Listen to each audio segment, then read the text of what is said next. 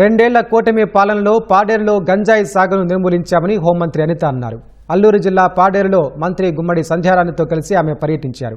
విలువిద్య పోటీలను మంత్రులు ప్రారంభించారు. యువత గంజాయికి దూరంగా ఉండి క్రీడల్లో ముందుకు సాగాలన్నారు.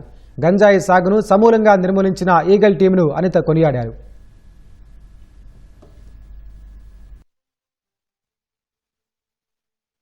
అల్లూరి సీతారామరాజులోనే కాదు, ఆంధ్రప్రదేశ్లో జీరో గాంజా కల్టివేషన్.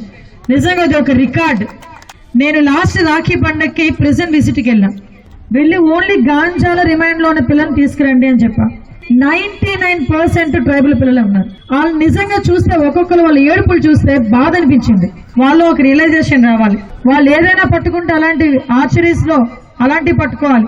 క్రికెట్లు ఆడాలి, షటిల్ ఆడాలి, వాలీబాల్ ఆడాలి, ఫుట్బాల్ ఆడాలి, మంచి మంచి స్కూల్స్ లో చదువుకోవాలి, మంచి మంచి ఉద్యోగాలు చేయాలి. నిజంగా గర్వంగా ఉండాలి ముందుకొచ్చి.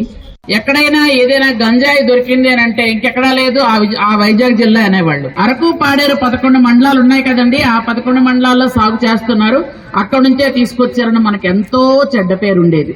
ఆ చెడ్డ పేరుని ఈ రోజు పూర్తిగా ఆ కళంకాన్ని కడిగేసినటువంటి గౌరవ ముఖ్యమంత్రి నారా చంద్రబాబు నాయుడు గారికి మనం హృదయపూర్వకంగా ముందు ధన్యవాదాలు తెలియజేయాలి.